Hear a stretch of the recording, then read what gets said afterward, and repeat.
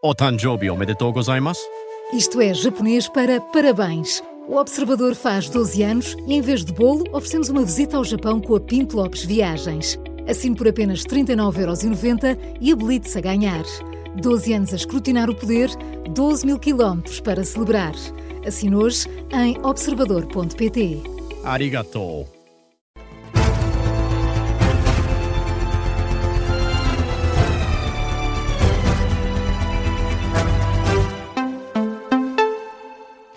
Jornal das 8, com o Vasco Maldonado Correia. E Vasco, o líder do Chega, vai ser recebido amanhã pelo Presidente da República e vai manifestar preocupação com a polémica em redor da renomeação do Presidente do Ciresp. André Ventura vai estar com seguro no Palácio de Belém amanhã às 11 da manhã. Espera que o chefe de Estado chame a atenção do Governo para o que diz, ou para o que descreve como suspeitas de corrupção no Ciresp. Espero poder transmitir ao Presidente da República a preocupação que há sobre as suspeitas de corrupção e de conluio à volta do Ciresp.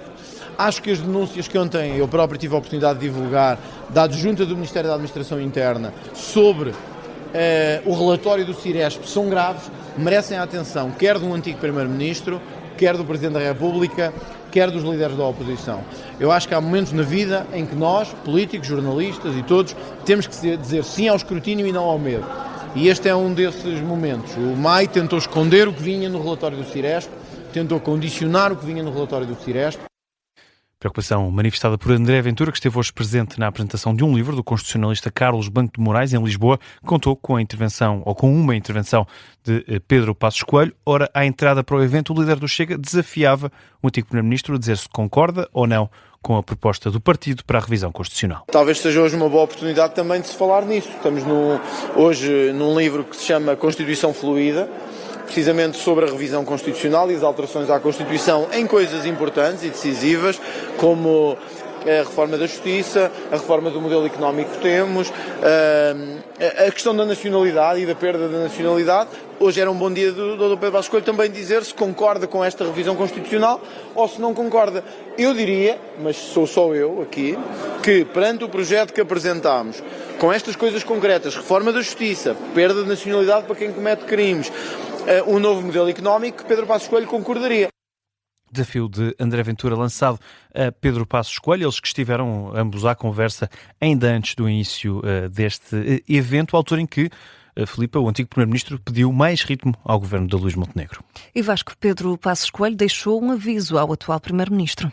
Diz que quem quer mostrar-se populista sem o ser só facilita que os populistas cheguem ao poder. Quando, com medo do populismo, o político do mainstream lhe veste a casaca para evitar que o populismo chegue pelo voto ao palácio e resolve então ser mais populista do que o populista para, achando ele, não sendo verdadeiramente um populista, é melhor apenas parecê-lo para evitar que o verdadeiro lá chegue. Normalmente a história mostra que a coisa não funciona. Porque o que é autêntico e genuíno sempre se manifesta de uma forma muito mais eficaz do que o que é postiço. E então o postiço fica sem nada. Fica sem integridade, fica como um prostituto, sem caráter. É o que diz Pedro Passos Coelho, aqui numa acusação ao governo de Luís Montenegro. E o apagão de 28 de abril do ano passado foi classificado como um evento excepcional pela entidade reguladora dos serviços energéticos, por isso não há lugar a compensações financeiras por falha de serviços. O regulador dá assim seguimento aos pedidos feitos pelos dois operadores de rede em Portugal, a REN e a E-Redes, na sequência desse incidente que teve origem em Espanha. Apesar desta decisão, os consumidores podem avançar com ações judiciais a pedir indemnizações por prejuízos concretos sofridos. Eventuais ações judiciais podem ser intentadas em Espanha ou em Portugal, diz ainda a entidade reguladora dos serviços energéticos, que remete para o regulamento do Parlamento Europeu, que rege as obrigações extracontratuais. A classificação de evento excepcional já era esperada, sobretudo depois do relatório final dos peritos europeus ter apontado para falhas no controle de tensão do lado da rede espanhola. E o Parlamento vai ouvir o Ministro dos Negócios Estrangeiros sobre as declarações de Marco Rubio a propósito da utilização da base das Lajes. O requerimento do LIVRE foi viabilizado com a abstenção do PSD e do Chega, que ainda assim votaram contra um requerimento com o mesmo fim apresentado pelo Partido Socialista. Em causa, como dizia, as declarações do Secretário de Estado norte-americano, com elogios a Portugal, em que afirmava que o Governo deu autorização para a utilização da base das Lajes no conflito com o Irão, ainda antes de saber qual seria o pedido da Casa Branca. Ora, no início da semana passada, o Ministro já se tinha declarado disponível para ser ouvido pela Comissão de Negócios Estrangeiros e Comunidades Portuguesas. Nessa altura, Rangel também anunciou que faria a audição à porta aberta. Ora, hoje, LIVRE e Iniciativa Liberal defenderam que, pelo menos em parte, a audição deve decorrer sem a presença da comunicação social. Decisão que cabe agora aos deputados, que ficaram de avaliar esta matéria mais à frente. E o programa de voluntariado cívico-militar proposto pelo PSD e CDS para atrair jovens para as Forças Armadas foi aprovado esta tarde na especialidade. Com a abstenção do Chega e do PS, que admitiram concordar com o princípio de atrair mais jovens para as Forças Armadas, mas levantaram ainda assim algumas questões quanto à forma como o programa vai ser implementado. Já a Iniciativa Liberal juntou-se aos partidos da AD para aprovar a recomendação ao Executivo. Em causa está a criação de um programa com a duração de 3 a 6 semanas, uma dessas partes a cumprir em regime de internato, é destinado a jovens entre os 18 e os 23 anos. O programa de voluntariado, intitulado Defender Portugal, prevê algumas regalias para os jovens que participem, o pagamento de 439 € e também a possibilidade de tirar a carta de condução gratuitamente após a conclusão deste programa.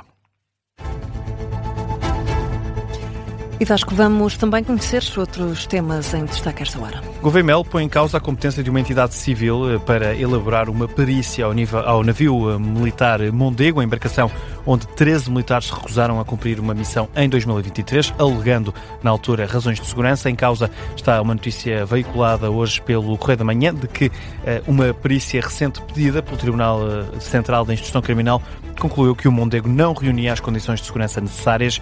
De acordo com o jornal, a perícia foi elaborada pela empresa de consultores de engenharia Naval TIC.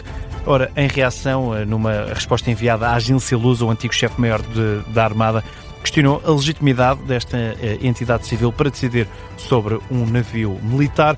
Gouveia Melo considera que o caso está a ser politizado e que o que se pretende é que ganhem o processo fora dos tribunais. Os partidos da direita na Assembleia Municipal de Lisboa rejeitaram a proposta do PS para criar uma comissão sobre o acidente do Elevador da Glória. PSD, CDS, Iniciativa Liberal e Chega votaram contra, com os sociais-democratas a justificarem as vítimas do acidente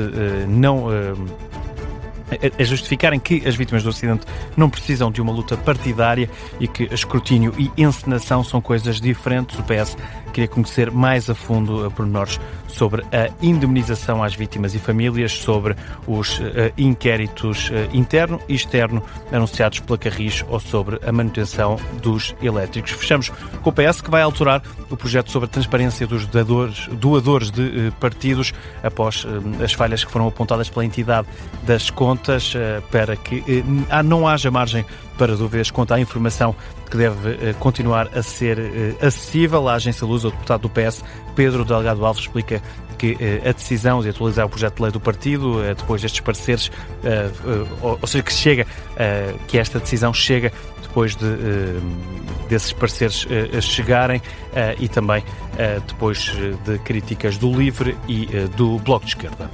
Vasco Maldonado Correia com o Jornal das 8.